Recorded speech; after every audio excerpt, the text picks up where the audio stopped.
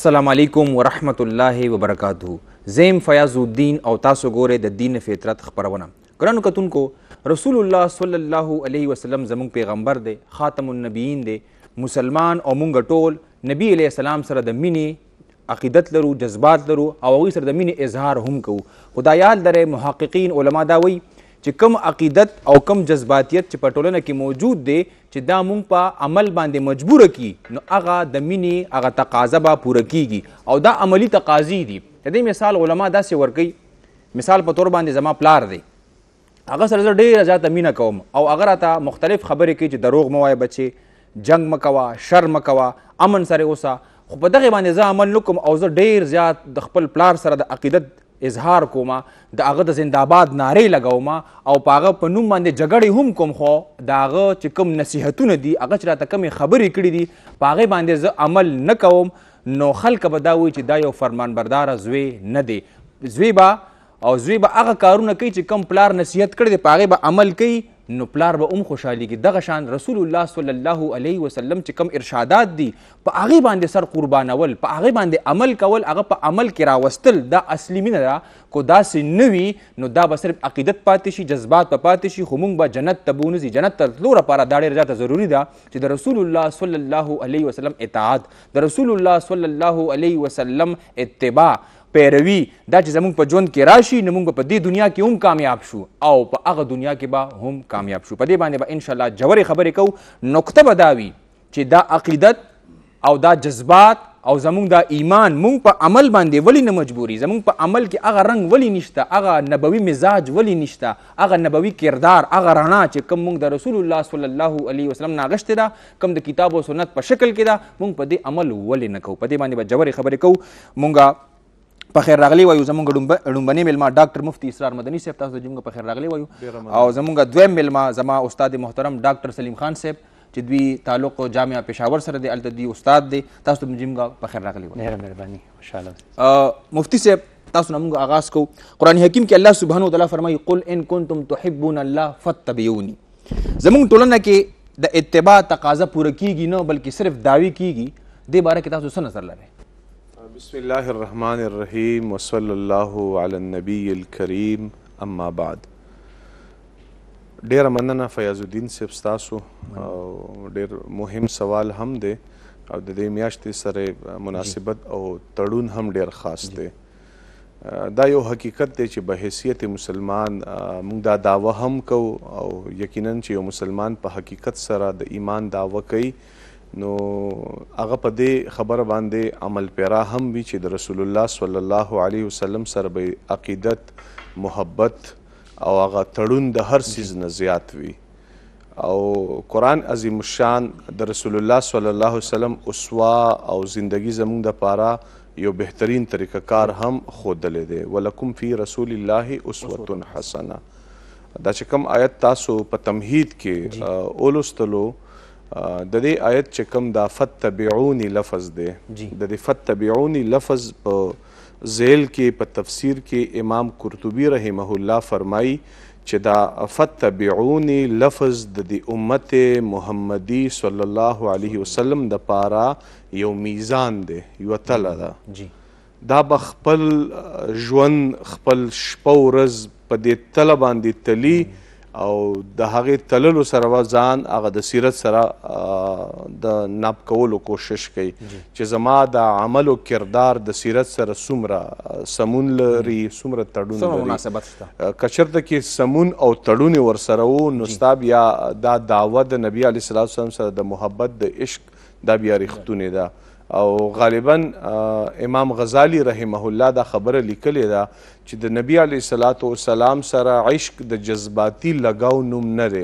د عمل او کردار نوم دی. چې کله د نبی علیه صلات وسلام عمل او کردار ستا په عمل او کردار کې شامل نه وي، نو دا چې کوم زبانی دعوې ته کې یا زبانی چې ستا کم جذباتي چغې دي، دا ستا لپاره بیا ذریعه نجات هم نه ګرځېږي. نو دا لازمي خبره ده چې یو مسلمان د دې خبرې دعوه کوي چې زه د نبی علیه صلات وسلام امتی یمه، زه عاشق رسول یمه، زه د پیغمبر صلی الله علیه وسلم سره مینه لرونکی یو فرد یمه. نو د نبی علیه السلام هغه ژوند د ژوند هر پهلو که به حیثیت نوجوان زه یمه نو نبی علیه السلام هغه د پاک دامنۍ والا زندگی به زما لپاره بهترین سیرت وي زه به هغه اختیاروم که زه به حیثیت والد یمه نو د نبی علیه السلام به حیثیت والد چې کم هغه ذمهدار شخصیت و نو د هغې سنت چې زه اختیاروم نو بیا زه ځان د عاشق رسول ویلی شم یا د نبی علیه السلام د ژوند په هر یو پهلو کې چې کم سیرت پاتې شوی دی هغه سیرت که زما په دې ټایم کې په هغه ډیلی لایف کې وي نو زه بیا په دې دعوه کې حق بجانب یم او که چېرته کې زما په دې خبرو کې را سره تضاد دی په زبان باندې خو دعوې ډېرې کومه سیمینارز هم د سیرت په نوم باندې کومه کانفرنسونه پروګرامونه شپې هم ورته رونه کومه تیرومه نو او که ژوند مې بیا د ورځې د هغې مخالف وي نو دا بیا زه د نفس په دوکه کې روان یم زمونږ دا یو بدقسمتي ده چې عارضي طور باندې او جذباتي طور باندې دا لګاو خو موږ ډېر زیات ساتو بیا د ربیع الاول په دې قیمتي شپو ورځو کې زموږ دا لګاو نور هم څرګند ښکاري په زباني جذباتو پورې لیکن بیا ټول کال زموږ عمل د سیرت نه مخالف سمت باندې روان وي نو دا دواړه څیزونه چې را سره یوځای شي یکجا شي چې د زبان په ذریعې باندې هم موږ دعوه وکړو او بیا زما د عمل او کردار نه هم د رسول وسلم سنت طریقې دنیا ته څرګندېږي نو بیا په دې دعوه کې موږ رښتونی هم یو او دا عقیدت بیا زموږ دپاره ذریعه نجات هم ثابتېږي. ډېره مننه. راځو به اوس ډاکټر سلیم خان صاحب ته. استاد محترم تاسو موږ ته دا وایي که موږ د سیرت مطالعه وکړو نو او د مسلمانانو کردار ته وګورو نو ډېر زیات ګیپ دی دا څنګه ایمان دی چې مونږ په عمل باندې نه مجبوروي؟ بسم الله الرحمن الرحیم. د ټولو نه مخکې درود و سلام په هغه ذات باندې کوم چې د جهان د هر یو څیز دپاره یو رحمت دی او د کوم ذات دپاره چې زمونږ د ناسته ده د هغه د کردار د هغه د صفاتو متعلق د هغه ژوند په ځان کې د راوستلو دپاره د نبی علیه السلام ذات یو داسې ذات دی چې د انساني تاریخ مطالعه که موږ وکړو نو د ټولو نه زیات لیکل د پیغمبر په ژوند باندې شوي دي یو ګوشه د پیغمبر د ژوند هغه بالکل واضح لیکلی شوې ده سیرت نګارانو په هر یو انداز کې په دې باندې لیکل کړي دي بلکې د پیغمبر چې کومې خبرې دي هغه خبرو ته په یو خاص چینل باندې په یو خاص طریقه باندې مسلمان قوم رسی چې هغې ته د حدیث سند ویلی کېږي مستشرکینو د دې خبرې اقرار کړی غیر مسلمو د دې خبرې اقرار کړی دی چې یاره دا یو داسې فن دی دا یو داسې علم دی چې صرف د مسلمانانو سره دی او د دې په بنیاد باندې د لکونو خلکو د ژوند هغه ټول حالات زموږ سره په ریټن فارم کې لیکلي شوي حالت کې موجود دي نو د نبی علیہ السلام ژوند چونکې بالکل واضحه دی هره ګوشې واضحه ده د دې وجې نه د دغې پرنا کې که تاسو وګورئ د محرم په میاشت کې حکومتي اقداماتو ته که تاسو وګورئ د عشره رحمت للعالمین دا کانفرنسز کېږي څنګه حافظ صاحب ذکر وکړو سیرت باقاعده لمانځلی کېږي خو چونکې دا ټول انساني کاوشونه دي او په هر انساني کاوش کې د بهترۍ امکان موجود وي منګه باید چې د نبی علیه السلام ژوند د هغه پیدایش د هغه د ورځې د ربیع الاول میاشت دا ولمانځو خو یو خبره دا ده چې سیرت منانے کا نام نہیں ہے اپنانے کا نام ہے سیرت چې کوم دی دا صرف لمانځل نه دي دا په خپل ژوند کې راوستل دي د دې وجې نه که موږ وګورو که زه دا دعوه کوم چې یاره زه د پیغمبر عاشق یم نو شعر دی چې ان المحب لمن یحب یطیعو چې چاته څوک ګراني نو هغه د هغه هره ادا اپناوئ تاسو وګورئ مثلا د فوټبال فینز به موږ وګورو څوک د میسی شوقي دی او څوک د رونالډو شوقي دی او څوک د نیمار فین دی نو هغه چې څنګه هیر سټایل جوړ کړی دی دی هم هغسې هیر سټایل جوړ هغه چې کوم کټه چې دی هم هغسې کټه چې دغه رنګې فلم انډسټري ته وګوره څوک د شاهرخ خان فین دی او څوک د سلمان خان فین دی ادا اپناوي کرکټ ته وګوره څوک د یو کلاړي فین دی هغه اداګانې اپناوي کله چې زه د پیغمبر فالوور ځان ته وایم د پیغمبر پیروکار ځان ته وایم نو پکار ده چې د پیغمبر د ژوند هره ادا زما په خپل ژوند کې راشي. دا د محبت هغه تقاضا ده. خو زمونږ هر یو څیز کې هغه افراط او تفریط وي، د دې وجې نه هغه د پیغمبر ژوند هغه خبرې خو موږ اورېدلې دي خو عملي کوي نه کوم چې اصل څیز دی. او د محبت اظهار کو خو هغه د محبت د اظهار هغه طریقه هغه څه نه ده چې کومه پکار ده. مثلا دغه یو بوډۍ باره کې راځي که نه چې چېرته یو بادشاه باز ساتلی او هغه باز د بادشاه د کور نه پاڅېدو د بوډۍ کره کېناستو، نو هغه وایي چې د ده خو څوک خیال هم نه ساتي، نوکان هم ول نه کټ کوي، وزر یې ول نه دي کټ کړي، مخوکې هم ول نه ده کټ کړي. نو هغه بوډۍ په خپل انداز کې د دې باز سره مینه کوله، خو د باز نه چې ته نوکان کټ کړي، پنجې ته کټ کړي، د هغه نه ته مخوکه کټ کړي او وزر یې ته کټ کړي، نو باز خو به باز پاتې نه شو. نو زمونږ محبت هم د پیغمبر سره څه په دغه طریقه باندې دی. لکه د مونځ باره کې راځي چې مونځ د بې حیایۍ د کارونو نه انسان منع کوي. نو یو اقامت صلات دی، مونځ قایمول دی. قرآن چې کوم دی اقامت صلات ذکر کړی دی. منګه مونځ ادا کول، مونځ کول ادای صلات منګه دغه کړی دی که نه، هغه عبادت نه یو قسم له عادت جوړ کړی دی. نو چې د عبادت نه ته عادت جوړ کړي، بیا د هغه عبادت چې کوم اثرات دي ستا په کردار باندې، ستا په ناسته پاسته باندې هغه نه ښکاري. د دې وجې نه هم تو سجدو میں بھی غیروں کا برا سوچتے ہیں. دغه رنګې د پیغمبر د محبت دعوې خو کوو، خو د هغه دعوو چې کومې تقاضي دي هغه زمونږ په ژوند کې نشته دی. په صحیح معنو کې د پیغمبر ژوند مطالعه کول او هغه عملي کول دا اصل مقصد دی. که موږ یې ونه لمانځو، مانځلې ښه خبره ده، خو بنیادي مقصد چې کوم دی هغه خپل کردار، خپل اخلاق. پیغمبر رحمت للعالمین دی د هر یو څیز دپاره، د میږو دپاره، د پرندو دپاره، د واحد هغه پیغمبر دی چې د ځناورو دپاره هم قانون سازي کړې ده، د مرغو دپاره هم کړې ده. انسانان خو ډېر لوی اشرف المخلوق دی که نه. نو د دغه عظیم هستی ژوند مطالعه کول او هغه عملي کول دا اصل سیز دی. المانزل چې کوم دی دا بنیادی سیز نه دی. ډېره مننه. راځو اوس مفتي صاحب ته. رسول الله صلی الله علیه وسلم فرمایي چې په هر هغه کار کې چې کې نرمي وي او ملایمت وي، نو هغه کار ته ښکلا وربخي. زمونږ کو ګورو نو په هر کار کې نفرت، هر کار کې تشدد، د هغې نه نفرت نه ډک دی. نو دا احساس چرته لاړ په مسلمانانو کې؟ یقینا د نبی علیه الصلاة والسلام چې کوم شخصیت مبارک دی هغه خو د لاتعداده کمالاتو مجموعه وه. یو بهترین کمال چې هغوی په شخصیت کې کم سیرت نگارو لیکلی دی، نبی علیه الصلاة والسلام په ژوند مبارک کې نرمي ډېره زیاته غالبه وه. او غالبا حضرت عائشہ رضی الله عنها یو روایت هم منقول دی چې کله نرمي په یو کار کې شامل شي هغې ته ښایست ورکوي، او چې کله سختی په یو کار کې شامل شي هغه بد رونقه کوي، بدرنګی یې. نو نبی علیه الصلاة والسلام شخصیت د نرمۍ نه، د حکمت نه، د مصلحت نه ډک شخصیت و. نبی علیه الصلاة والسلام د خپل عمل نه دا د امت ته څرګنده کړې هم د په ډېرو مواقعو باندې. حضرت عائشہ رضی اللہ عنہ فرمائی چې ما انتقم رسول الله صلی الله علیه وسلم قط لنفسه. رسول الله وسلم د خپل ذات دپاره د چا نه چرته انتقام نه دی اخیستی. دا د نبی علیه الصلاة والسلام د شخصیت د نرمۍ هغه بهترین هغه جلک موږ ته ښکاري. اگر چې د رسول الله وسلم سره به ناشایسته حرکت شو، یو ځل په یو موقع ته یو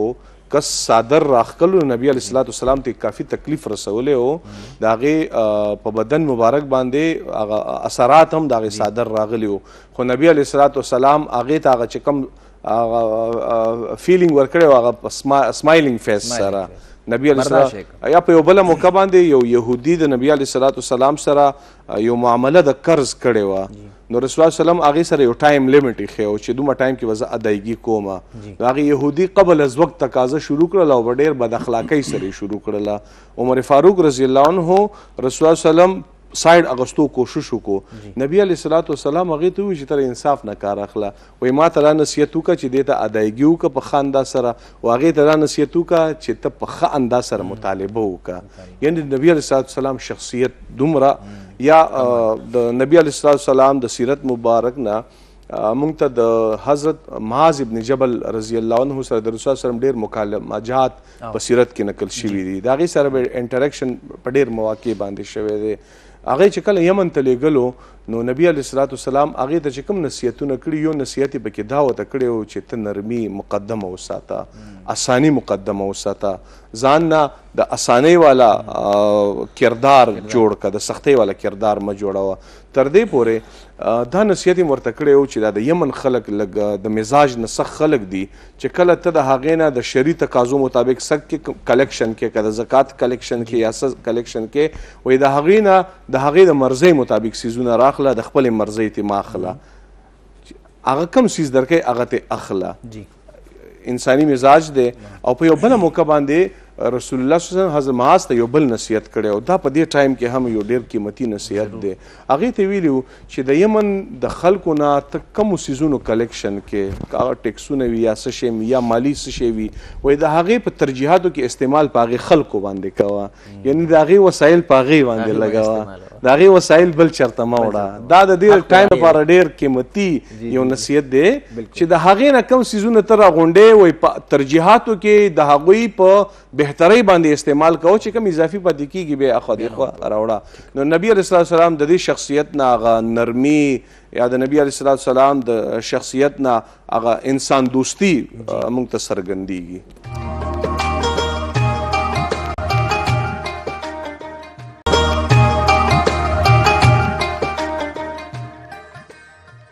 استاد محترم طرف ته برازو، مونږ چې کله د رسول الله صلی الله علیه وسلم خلاف چرته خبر وورو نو مونږ ډېر زیات غوسه شو. او د دې نه علاوه که مونږ غیر چاپېر وګورو نو د سیرت په بېشماره کارونه اول پکې پخپله لګیا بیا پکې نور خلک لګیا دي، د سیرت نه خلاف لګیا دي او په هغې باندې مونږ له غوسه نه راځي. نو چېرته مسله دا چې ډېر اهم سوال تاسو کو ډاکټر صاحب، او تاسو که وګورئ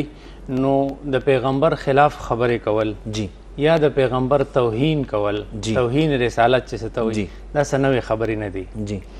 د پیغمبر په زمانه کې د پیغمبر په وړاندې هغه ته کوم تکلیفونه رسولی شوي دي لکه د خلکو په مخ کې ته چاته د هغه لوڼه طلاقې یا په کعبة الله کې هغه ناست دی په سجده کې او هغه باندې ګن ورغورځوي یا هغه په کاڼو باندې ولي او په کاڼو باندې داسې ولي چې د ټولو نه غټ دشمن وایي چې دشمني خو په خپل ځای غلام ته وایي چې لاړ شه یا پې اوبه وڅکو یا ورته ساحر وی یا ورته مسحور وی یا ورته ساحر وی یا ورته پاگل وی یا ورته مجنون وی. دا توهین رسالت واقعات د پیغمبر د زمانې نه شروع دي او دا بجاری وي ځکه چې څومره په تاریخ انساني کې غټ خلک نو د هغې دشمنان هم غټ وي، د هغې په لاره کې ازغي خورونکي هم ډېر زیات وي. خو آیا د پیغمبر توهین شوی دی نو د پیغمبر خپل رد عمل سو او د صحابه سره رد عمل؟ دا اهمه نقطه ده. مونږ خو ټول سپارک او ټول رڼا د هغه ځای نه اخلو که نه، د پیغمبر د ذات نه، د صحابه او چې کوم د پیغمبر ډایرکټ شاګردان دي د هغې نه اخلو. پیغمبر پسې چې کومې خنداګانې شوي دي د هغې باره کې قرآن وایي انا کفیناک المستهزئین، دی به خنداګانې کوي خو تا دپاره الله پاک کافي دی. خاکی شایش ولې په ډومبي ځل باندې موږ د پیغمبر سره د محبت اظهار کاو، د خپل ورونو د دکانونو شیشې ماتولې، ما په خپلو سترګو لیدلي دي. څوک ډرای فروټ تختوي، څوک په KFC باندې حمله کوي، څوک په فرنچایزو حمله کوي، د سیمونو نه جیبونه ډکوي، بس تور ورته کوي. او چې کوم دی دا د پیغمبر په زمانه کې هم دا توهین شوی. خو آیا ته چې کله خپل مسلمان رور ته تکلیف رسې نو دا ته د پیغمبر سره د محبت اظهار کې که پیغمبر ته نور تکلیف رسې؟ زمونږ د محبت هغه طریقه داسې ده څنګه چې ما دغه بوډۍ مثال بیان کړو چې هغه نه ده پکار. خلک به خاکې شایع کوي، خلک به د پیغمبر توهین کوي، خو د دې هر څه باوجود وایي خاکو والے خاک ہو جائیں گے لیکن قرآن کا اعلان ہے ورفعنا لک ذکرک. د پیغمبر ژوند، د پیغمبر ذات، د پیغمبر اور د پیغمبر چې کوم حلیه مبارکه ده، د پیغمبر د ژوند یو یو ګوشه ده، د هغې به همیشه ذکر کیږي او دا به د بلند نه بلندتر وي. په دې خبره باندې موږ له ځان پویه کول پکار دي. سیرت کانفرنسز منګه کو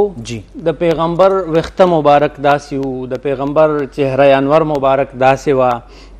د پیغمبر د تګ انداز داسې و صرف دغه حد پورې محدودي. جی آیا دا بیان په خپل ځای باندې ثواب به هم لري او عقیدت انداز هم دی، خو اصل سیس خو دغه نه دی. هغه خلق چې کم په کومه موقع باندې کم سیس ته محتاج دي، هغه موقع د هغې موقع مناسبت سیز راواله د پیغمبر د ژوند نو د هغې مخې ته کېده. مطلب ماشومانو سره ته خبرې کې د پیغمبر د ماشومانو سره تعامل، د ډاکټرانو سره خبرې کې نو د پیغمبر د طب چې کوم سایډ دی هغه ورته بیان کا. د ماهر نفسیات سره خبر کې بطور ماهر نفسیات چې د پیغمبر کم دغه دی، د یو فوجي یا یو پولیس ډپارټمنټ والا سره ته خبره کې د پیغمبر عسکري زندگی ورته بیان. نو چې کله متعلقه افراد ہوتا په صحیح موقع باندې ته د پیغمبر سیرت بیانې هغه به په هغې باندې لګي هم او هغه ته بالکل ریلیونټ ښکاري، مناسبت پې ورسره وي او هغه به د هغه په ژوند کې راځي. موږ چې کومه موقع وي په هغه موقع باندې هغه څیز بیانو نه، د دې وجې نه د خلکو په سر باندې خبرې تېرېږي چې په سر باندې تېرېږي هغه هغې ته ایرلیونټ ښکاري، نو به په ژوند کې راځي هم نه. هغه ورځ په جنازه کې ناستو او تقریر شروع شو، یو ډېر محترم صاحب علم دی هغه تقریر شروع کو او د تقریر آغاز من استطاع منکم الباءة فلیتزوج. جنازه پرته ده او دی وایي چې د چا طاقت یې نکاح وکړي، موقع مناسبت سره لکه خبره نه وه، لکه د جنازې په وړاندې ته اوس د واده خبرې کې، د نکاح خبرې کې، د نکاح خبرې کې، نو قبر دی، حشر دی، مړی پروت دی، په قانون وراثت باندې خبرې وکړه، په ترکه باندې خبرې وکړه، د مرګ نه بعد چې کم کم مراحل د ورثاو دپاره ضروري دي هغه بیان کا، بیا به په خلکو لګي. نو کله چې په صحیح موقع باندې موږ سیرت بیانو هغه په خلکو لګي، غوږ به دی را روان کول دا به په طریقې سره اوري او په خپل ژوند کې به راولي او دغه رنګې دا بنیادي ضرورت د سیرت نه چې کم پکار دی هغه به زموږ پوره کېږي. ٹھیک. مفتی صاحب، الله سبحانه وتعالی په خپل کتاب کې فرمایي چې رسول الله صلی الله علیه وسلم ډېر ذات نرم او شفیق زړه والو،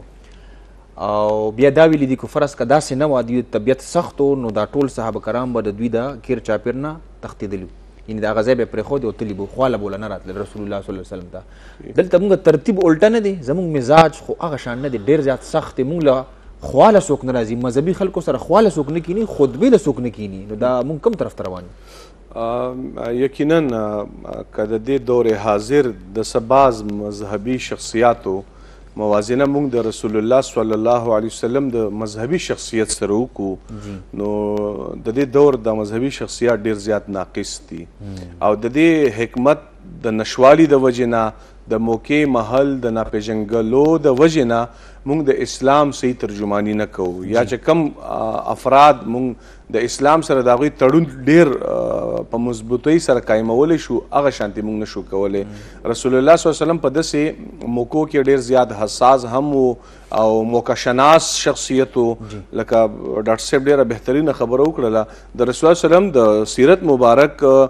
یو اهم پهلو دا ده چې هغه موقع شناس و، چې کم کس به ورته مخاطب و د چا سره به خبره کوله د هغې د ذهني سطحې، د هغې د ذهني لیول یا په هغې کې به چې کوم عیب نبي علیه صلات وسلام ته څرګند و د هغې د عیب د کاونټر کولو، پوزیټیولی کاونټر کولو کولو دپاره به رسول الله وسلم هغې ته نصیحت کولو. د رسول الله وسلم دا نصیحتونه یا دا احادیث بار بار موږ اورېدلي چې تپوس شوی دی د رسول الله وسلم سره ای الاعمال افضل، کم یو عمل ډېر افضل دی. نو نبي علیه الصلات وسلام په موقع باندې مختلف جوابات ورکړي دي، یو جواب یې نه ورکړی مخکې کسې کتلی چې په دې کې کومه کمزوري ده نو چاته یې دا ویلي دي چې د مور و پلار اطاعت بهترین عبادت دی، چاته دا ویلی دی چې په وخت باندې مونځ کول بهترین عبادت دی، چاته دا ویلی دی چې جهاد کول بهترین عبادت دی. دا د نبی علیه الصلات وسلام د شخصیت هغه بهترینه پهلو ده چې موقع محل به یې پیژندل. او د نبی علیه الصلات وسلام په شخصیت کې خو دا نرمي، نرم مزاجي او پختنه په بهتر انداز سره کاونټر کول یا کاونسلینګ کول دا د نبی علیه السلام خاصه وه. په دې دور کې دا بدمرغي ده یا بدقسمتي ده چې مذهبي شخص ته، مذهبي فرد ته یو نوجوان راشي و هغه د تپوس دا شانتي وکړي چې هغه لږ په ظاهره باندې غیر شایسته وي نو هغه دویمه خبره نه کوي د هغې عزت نفس ټارګېټ کوي بې عزته کوي چې پاسېږه وی رټي یعنی د هغې ځوان په ذهن کې هغه خدشه خلش او هغه سوال باقي پاتې شي او هغه د نورو ګمراهو سره مخامخ کوي نبی علیه الصلاة والسلام ته یو ځوان راغی او د نبی علیه الصلاة والسلام نه یې تپوس وکړو چې ما ته د زنا کولو اجازت راکړه دا څومره خطرناکه پوښتنه ما ته د زنا کولو اجازت راکړه نن به څوک داسې ووایي په دې دور کې د مذهبي فرد سره څوک دا جرأت چېرته کې کولی شي او ګورې عوامو سره ستونزې شته ستونزې شته دی بیانول چاته بیانېږي ستونزې ځکه شته دی چې زمونږ د پاکستان د 10 لکه نه زیات ځوانان د الحاد طرف ته لاړل دا ستونزې دي که نه په ذهن کې سوالات دي په ذهن دا موقع نه ده خو زمانه اوس 2 ورځې مخکې یو ځوان دا تپوس دا خبره کوي د اعداد و شمار مطابق 25 لاک علما دي رجسټرډ چې مونږ وګورو 25 ایگزیکټلی بلکې بلکې که تعداد مونږ دا چې په پاکستان کې 36,000 مدارس دي او په هره مدرسه کې مونږ هغه تعداد د 15 استادانو کاونټ کو نو دا تعداد خو غالب تعداد دی په پاکستان کې زه تاسو ته وایم چې موقع محل پیژنګلو او چې ځوان نسل په ذهن کې کم سوالات راځي هغه په مثبت انداز سره او د پوهې په انداز سره د همدردۍ په انداز سره د داسې کس سره همدردۍ اظهار کول پکار دي چې ته ډېر زیات حساس یې ته فکرمند یې فکرمند دي ځکه دی دا تپوس وکړو نبي علیه الصلاة والسلام هغې ځوان ته دا احساس ورکړلو او هغې دغه شانې انداز سره ډیل کړلو چې د هغې دغې ګناه نه کرکه پیدا کړله د هغې ګناه نه کرکه پیدا کړه بې عزتوب نه شو د هغې عزت نفس مجروح نه شو د هغې هغه احساس یې ورته را ژوندی کړلو نو په دې دور کې ضرورت د دې خبرې دی چې مذهبي فرد خاص طور باندې د رسول الله وسلم د سیرت مبارک دا پهلو مد نظر وساتي که چېرته کې مونږ همدغه تریخ مزاج وي د بیزتوب والا مزاج وي یا د رټلو والا مزاج وي نو را نوجوان نسل زموږ خطبو ته ځکه راځي نه چې کله د فرض مونځ د اقامت ټایم نه وي شروع شي د جمعې بیان ته ځوان نسل نه راځي او بیان څومره ضروري دی ایگزیکټلی یو خو دا دی چې زمونږ د خطبو د جمعې چې کوم بیانات دي دا د ټایم سره ریلیونټ کول پکار دی روایتي انداز تر کول پکار دی چې کوم روایتي انداز دی چې زه کتاب الصلات بیانوم او کتاب الزکات به بیانوم او دا کتاب الطهارت نه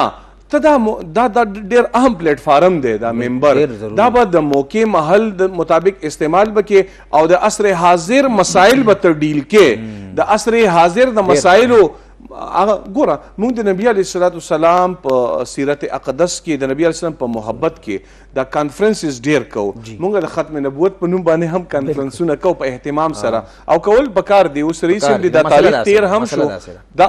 پکار دی دا د عقیدت مطالبه هم ده د 7 دسمبر 1974 کې قادیانیان د عین پاکستان په تناظر کې کافران ډیکلیر شول نو هغه د هغې یاد په تور باندې صحیح ده کانفرنس پکار دی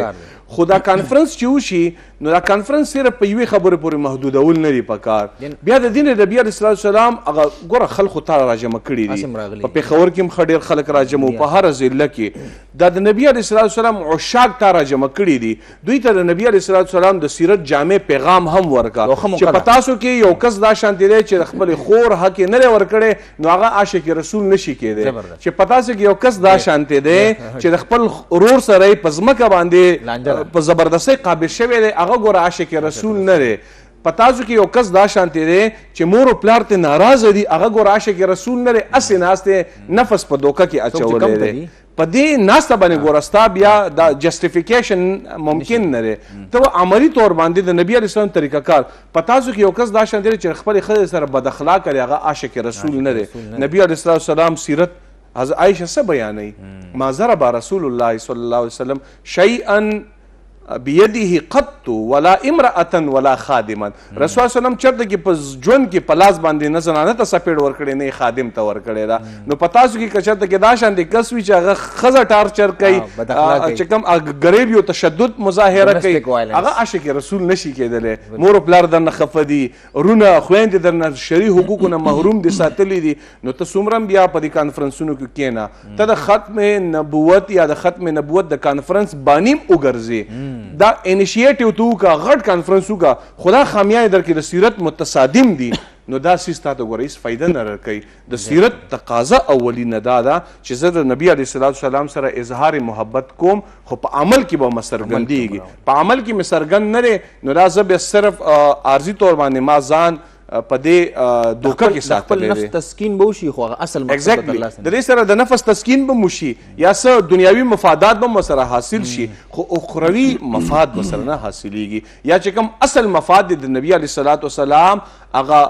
رضا حاصلول د الله رضا حاصلول هغه ورسره نه حاصلیږي. نو اصل موږ ته دې طرف ته توجه پکار ده. ګرانو کتونکو تاسو وکتل مفتي صاحب ډېر زړه پورې خبرې وکړې. د دې مقصد دا دی چې د عقیدت او چې دا کم جذباتیت دی چې دا په عمل کې بدل شي. او راځو به اوس استاد محترم ته څنګه چې مفتي صاحب دغه خبره وکړله چې پکار دی چې مونږ عملي شو نو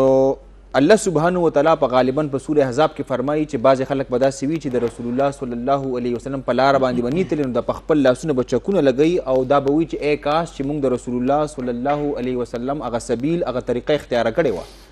نو خدا نه ده چې په دې دنیا کې مونږ اوس د مینې دا زاویه بدله کړو او مونږ په سوچ وکړو ګینې را روان مراحل خو ډېر سخت دي. د دنیا ژوند که تاسو وګورئ الله پاک یو ډېر آیډیل ځای جوړ کړی و کوم چې د انسانان د تمام ضروریاتو او د خواهشاتو د پوره کولو ځای دی. او د هغه آیډیل ځای دپاره خلک د ټیسټ کولو دپاره چې د دې دپاره څوک ایلیجبل دی د دې دپاره څوک اهل دی دنیا ته راواستول. هغه کرایټیریا پوره کیږي که نه؟ انسانانو غلطي دلته دا ده چې هغه کم دارالامتحان دی چې هغې ته هغه دا آیډیل ځای جوړول غواړي. نو دنیا خو د دنیا ژوند خو د آخرت دغه دی فصل دی چې څه کوې هغه برې به هلته. هغه ورځ مې اتھینټیسټي باره کې خو څه ویلی نه شم خو یو کوټ مې وکتو د سعادت حسن منټو چې چائنا کا شکریہ جس نے قم قم ایجاد کی اور ہم عاشق رسول نظر آ رہے ہیں ربیع الاول میں ورنہ کردار سے تو بہت مشکل ہے. دا د دنیا ژوند الله را کړی دی او یو داسې پیغمبر را کړی چې ملټي ډایمنشنل پرسنالټي وي.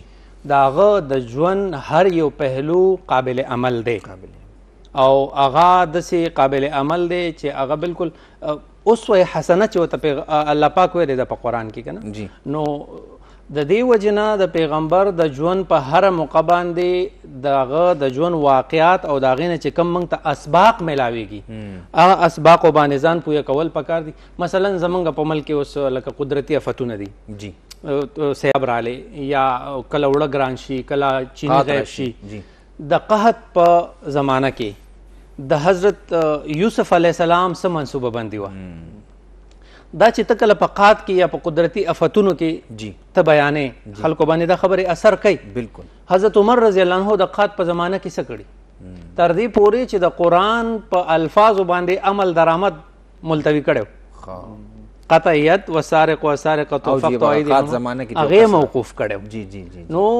چې یاره چونکې د قحط زمانه ده رعایت دی اوس په وطن کې یا په ملک کې د دې څیزونو کمی دی او دا واقعیت ته خلکو ته بیانې او بیا هغې څنګه منصوبه بندي کړي هغه ورته بیانې نو اټومیټیکلی به د خلکو لګاو او محبت او عقیدت پیدا کیږي د دې قسمه. د سیلابونو د وجې نه خلک بېکوره شو. په هجرت کې بېکوره خلکو سره پیغمبر څه کړي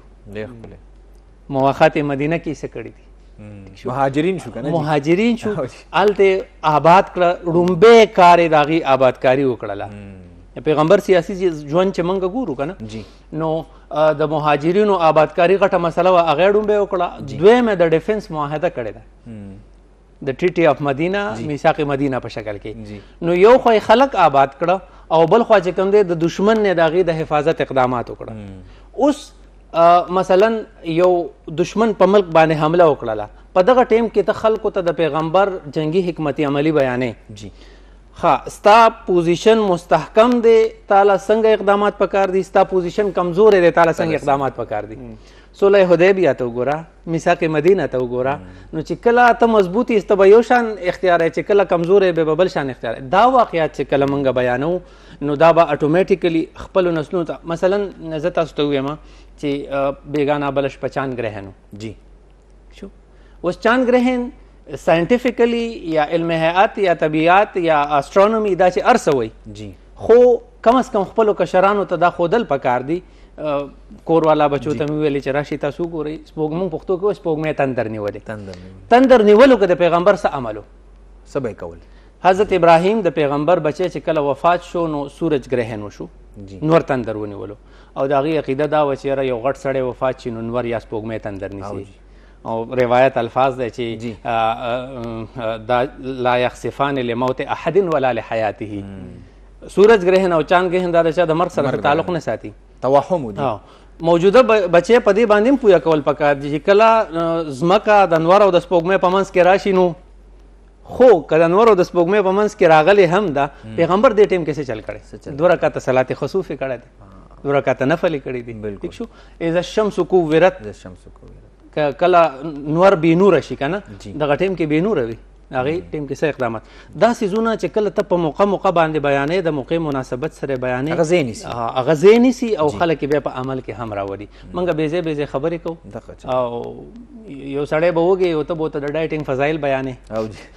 بالکل ٹھیک شو. نو چې کله موړ سړي ته د ډایټینګ فضایل بیانې زه په هغه خبره لګي چې وږي هغه له روټۍ ورکه هغه باندې به روټۍ خوري هغه باندې به خوراک کې چې د هغه انرژي به حال شي. نو چې کله د موقع مناسبت دا څیزونه موږ بیانو سیرت به په ژوند کې راځي او د کوم مقصد دپاره چې موږ د دنیا ته راغلي چې موږ د هغه آیډیل ځای دپاره ایلیجیبل شو او د پیغمبر ژوند په خپل ژوند کې راول. ډېر خوندور بحث تاسو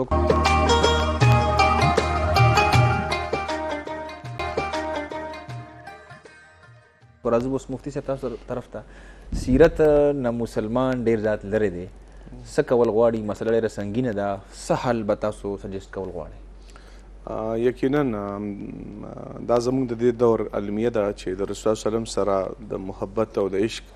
دعوې خو مونږ ډېر زیاتې په زور او شور سره کوو لیکن بیا عملی میدان کې مونږ ډېر زیات د نبی علیه السلام د سیرت نه لري وو. د رسول الله وسلم شخصیت د دې عالم دپاره د رحمت بالکل هغه یو نمونه وه. مونږ سوچ وکړو چې زه د دې دنیا د خلکو لپاره د رحمت نمونه یم او که نه یم په دې باندې غور پکار. دا د محرم د ربیع الاول میاشت ده. ما اوس ریسنټلی یو 2 ورځې مخکې یو ریپورټ وکتلو په دې کورم ایجنسي کې د څو ورځو نه د څه میاشتو نه مشکل روان دی نو د هغې تاجران عملي طور باندې هلته کې خو کانفرنسونه ښه ډېر کېږي خو عملي طور باندې هغه تاجر د سیرت نه متصادم روان دی ظالم دی. د سبزیانو قیمتونه د ټماټرو قیمتونه یا چې کوم د انساني ضروریات دي هغه قیمتونه څو چنده سیوا دي او د هغوی دا خیال دی چې دا زموږ دپاره یو موقع ده. دا په هر یو ځای کې صرف دا علاقه نه هر ګوره د نبي علیه السلام شخصیت د انسانیت دپاره د رحمت ذریعه وه نو زه به عاشق رسول په هغې صورت کې ومه چې د عمل نه انسانیت ته فایده ورکمه. او دویمه اهم خبره دا ده غالبا د سورة البقره آیت دی ولا تلقوا بأیدیکم الی التهلکه په دې پسې واحسنوا لفظ راغلی دی واحسنوا اگزیکټلی واحسنوا په ذیل کې مفسرینو دا یو نکته لیکلې ده چې د دې واحسنوا اصل حقیقي تعبیر دا دی چې ته په دنیا کې د دنیا د ترقۍ دپاره خو ته ډېر زیات کردار ادا کې چې زه ورځ په ورځ ترقي وکړم د آخرت د ترقۍ دپاره دینی طور باندې د ترقۍ دپاره هم ته کردار ادا که. په دې دور کې د والدینو دپاره یو پیغام دا دی چې ته د بچو د ترقۍ دپاره خو دنیوي طور باندې ډېر زیات الرټ وي انویسټمنټ کې دنیوي طور باندې او په کار هم د بچو حق دی دنیوي تعلیم ډېر بهتر ورکړي د ښه سلیبس والا ورکړي. آیا والدین دې را سوچ وکړي چې ما چېرته کې د زوی ته په خپل سلیبس کې یو کتاب د سیرت ورکړی دی چې زه د دې ټایم نه د سیرت سره اشنا کړم چې دا هغه هستي ده چې چا د هستۍ دپاره د قربانېدو چغه مونږ وخو دا د هغې شخصیت دی چې د ماشوموالي نه د دې سیرت سره زه را بچې عادت کم که دا بیا د سرکاري افسر په طور باندې ځي نو معاشرې له به مفید وي که دا د عالم دین په طور باندې ځي نو معاشرې له به مفید وي نفرت به نه خورئ او که دا د هر یو حس که دا د حکمران وقت په صورت کې ځي نو معاشرې له به مفید وي. مونږ د خپل نسلینو د سیرت نه عملي طور باندې هم لرې ساتلی دی او تعلیمات زموږ په سیلیبس کې د سیرت تعلیمات د نش برابر دي او هغه کم تعلیمات ریلیونټ تعلیمات مونږ نه ورکوو. یعنی په دې دور کې مونږ د نبی علیه السلام د غزواتو تعلیم نسلینو ته صرف ورکوو. مونږ الریډي په داسې حالت جنګ کې یو چې هغه د دهشتګردۍ جنګ دی. په داسې ټایم کې ته نوجوان نسل ته د غزواتو تعلیم د دې څه مطلب راځي یعنی ضروري ده خو د غزواتو تعلیم مناسبت پکار ده د څه مخصوص خلکو لپاره ده کنه جنگ به مخصوص خلک کوي هر کس خو جنگ نشي کولی کنه ډپارټمنټ دی هر ډپارټمنټ دی نبی علیه السلام د ډپارټمنټ یو کانسپټ ورکړی هم دی هغې دور کې عمر فاروق د ډپارټمنټ کانسپټ ورکړی دی په دې دور کې په سلیبس باندې هم نظر ثاني پکار ده د نبی علیه السلام سره د عقیدت د زیاتوالي دپاره عملي عقیدت پیدا کولو دپاره زمونږ چې کوم د دې دور ماهرین تعلیم دي هغه به د سکول او د مدرسې په سلیبس کې سیرت شاملوي که دا شامل نشو نو دا نوجوان نسل ځکه لرې هم دی د سیرت متعلق یا د اسلام متعلق د ډاوټس ځکه پیدا کیږي هم چې هغې ته عملي طور باندې سیرت نه ښودل کیږي بل څیز خو ورته ډېر په شد امت ښودل کیږي خو سیرت زمونږ په مدارسو کې هم زما دا ګیله وي چې په هره درجه کې د فنونو کتابونه ډېر په شد امت سره ښودلی کیږي ټایم هم ورته ډېر میلاویږي لیکن عملي طور باندې پریکټیکلی د سیرت کتاب پکې نشته دی شامل شي مزاج نبوي به هم راشي مزاج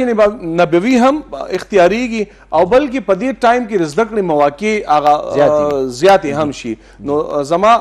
دا یو ګزارش دی او پیغام هم دی که حکومتي واکداران دي هغه هم د سیرت نه زده کړه وکړي د ریاست د حصول دپاره نبوي چې کوم منهج و یا چې کوم خلک د ریاست د حصول لپاره کوشش کوي هغوی ته د نبي علیه السلام په سیرت کې نبوي منهج ډېر واضح کلیر بیان شوی دی چې رسول الله وسلم چېرته هم د تشدد لار نه دی اختیار کړی انسان وجنه په ترجیحاتو کې نه رساتلې نبي علیه السلام د مدینې د ریاست قیام وکړو لیکن دومره پرامن قیام و چې په هغې کې د نش برابر وجنه شوې ده نو نبي علیه السلام د شخصیت مبارک د سیرت مبارک هر پهلو زموږ دپاره رهنمایي راکوي خو لیکن مونږ په دې کې کوتاهي کوو چې مونږ د رهنمایي اغستو عملي طور باندې کوشش نه کوو ډېره مهرباني او استاد محترم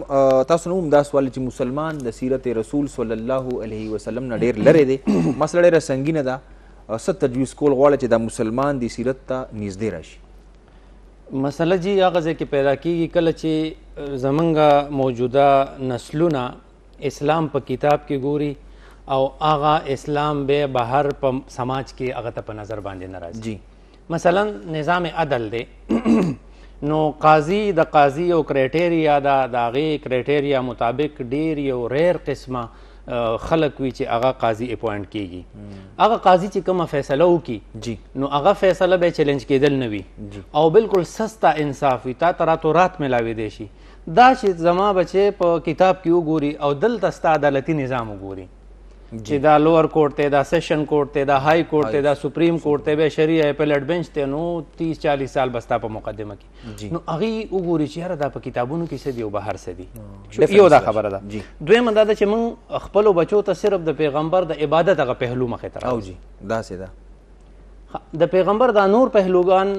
د ژوند نور پهلو دا د هغې نه بالکل د نظر ټولنیز ژوند ورته نه ښه د مسجد تصور ته وګورئ د مسجد نبوي It was just like a community center.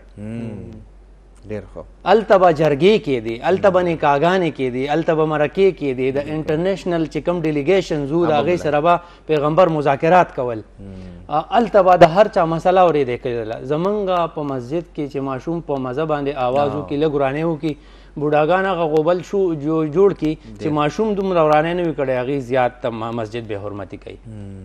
پکار ده چې مسجد موږ په هغه خطوطو باندې آباد کو کوم چې پیغمبر آباد کړی د خلکو مسالې بیا اورېدي چا څه خوب لیدلی دی د دې خوب څه تعبیر دی موږ پکار ده چې په مسجد کې کم ډاکټران مونځ کوي یاره ته لږ ټایم ورکه د مازدیګر نه بعد د دې خلکو لله فله چیک اپ کوه پیسې فیسونه خو ته ډېره لې خیر دی څه د دې خلکو دپاره هم کوه ستاسو په وساطت سره زما خپل وطن ته پښتنو ته دا تجویز کوم دا مې یو دغه دی چې یو 2-3 کتابونه زه یادوم که دا موږ لږ وګورو نو هغه به ډېر مفید وي یو دی الرحیق المختوم د صفی الرحمن مبارک پوری رحمه الله کتاب دی ډېر بهترین کتاب دی او ډېر جامع دی پکار ده چې موږ د دغې مطالعه وکړو او که څوک یې انګریزي ورشن ګوري نو هغه سیلډ نیکټر په نوم باندې انګریزۍ کې هم کتی شي په اردو کې هم کتی شي دویم کتاب ډاکټر محمد حمید الله ډېر یو غټ شخصیت و د هغه په لاس باندې په زرګونو خلک مسلمانان شوي دي د هغه کتاب دی رسول اکرم صلی الله علیه وسلم کی سیاسی زندگی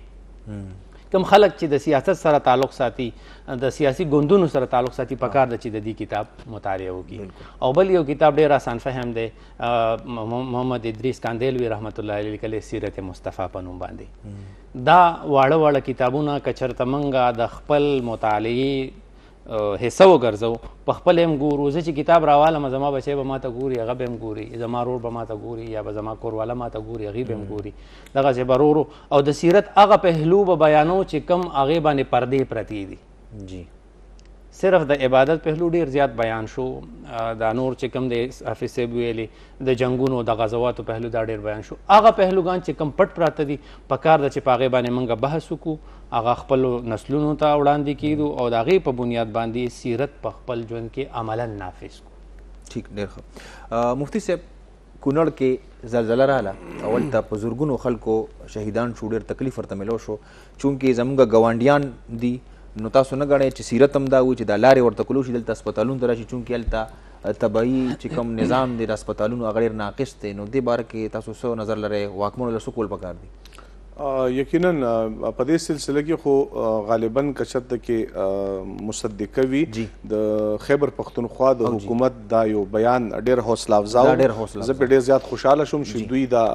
اعلان کړی و چې موږ به دوی ته دا فیسیلیټي ورکو چې د ویزې نه بغیر به د زخمیانو ته ژوبل کسانو ته به د علاج معالجې سهولت میلاویږي. ګورئ دا زموږ عملي طور باندې د سیرت د اختیارولو یو امتحان وي. د ګاونډي هیواد سره یا د مسلمان هیواد سره دا یو د ازمایش وخت پرې راغلی دی. موقع موږ ته راکړه. بالکل دا نبوي منهج هم دی. رسول الله صلی الله علیه وسلم په داسې موقع باندې د مرستې د تعاون په باره کې ډېر زیات هغه تشویق ورکړی دی، تیزی ورکړی د امت ته. بالکل په داسې موقع باندې د رسول الله صلی الله علیه وسلم د سیرت په تناظر کې په دې باندې عمل لازمي پکار دی. او د نبی علیه الصلاة والسلام د سیرت دویمه اهم هغه دا ده چې دا کم ازمایش راشي په دې کې زمونږ بدقسمتي دا د یو المیه ده. دا زه ځکه بیانوم چې د دې هر یو څیز هغه نسبت د عذاب سره یا د هغه سره کول بعض اوقات دا څیزونه ازمایش وي، او ازمایش د الله په نیکو خلکو باندې راځي، د هغې د اجر او ثواب دپاره هم. هر څیز کې منفي جهت کتل دا هم نبوي مزاج نه دی. جی استاد محترم، موږ سره فقط یو منټ دی. د دې کونړ زلزلې باره کې د پښتنو چې باندې کوم تکلیف راغلی دی موږ سره رویه اختیار کړو سیرت په رڼا کې. پکار دا ده چې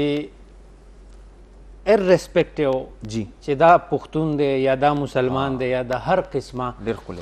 خلکو سره مدد او تعاون پکار دی. بیا زمونږ چونکې یو سیمه ده، یو ژبه هم ده، یو لباس هم دی، خو دې مکانن په هغې باندې دی موږ پې دړه نه خفوي، سبا په ما باندې راتلی شي. کله چې په یو سړي تکلیف دی د هغه تکلیف والا سړي په ځای باندې ځان کېدوه. د یو سړي بچي ته تکلیف دی د هغې په ځای خپل بچی کېدوه. د یو سړي مور ته تکلیف دی د هغې په ځای خپل مور کېدوه. ستا به څه احساسي؟ نو پکار ده چې موږ د دې ملاتړ جوړ شو. څومره زموږ نه کیدی شي که فنډ ریزینګ وي، که بارډر ورته کولاول وي، که وینه ورکول وي، که د هغې مالي تعاون دی، نور څه دي هغه پکار ده چې موږ وکړو. دا اسلام هم دی، دا پښتونولي هم ده، او دا سیرت هم دی. ډېر ښکلي، یو جهان مننه. ډېر ګټور بحث تاسو دواړو کو. استاد محترم ستاسو هم یو جهان مننه، مفتي صاحب ستاسو هم یو جهان مننه. الله بار بار راوله. ګرانو کتونکو، زموږ د پروګرام وخت سر ته رسي. ستر خوشحال بابا وایي چې صورت سیرت یې دواړه سره جوړ وي، چې صورت سیرت یې دواړه سره جوړ وي. د خوشحال خټک پکار دی هغه کس. موږ به سیرت هم جوړو، موږ په شکل باندې کار کوو، موږ په کپړو باندې کار کوو. ډېره ښه خبره ده، دا په شخصیت کې حسن راولي. خو حسن به موږ په خپل کردار کې راولو چې هغه عقیدت او هغه جذبات موږ په اطاعت او په اتباع رسول مجبوره کی، نو دا به ډېر زیات ګټور شخصیت شي. او موږ به څنګه چې استاد محترم وي هغه اټرنل لایف کې به موږ ته بیا ابدي ژوند ملاویږي. بارک الله لي ولکم فی القرآن الحکیم ونفعني وإیاکم بالآیات وذکر الحکیم. آمین یا رب العالمین.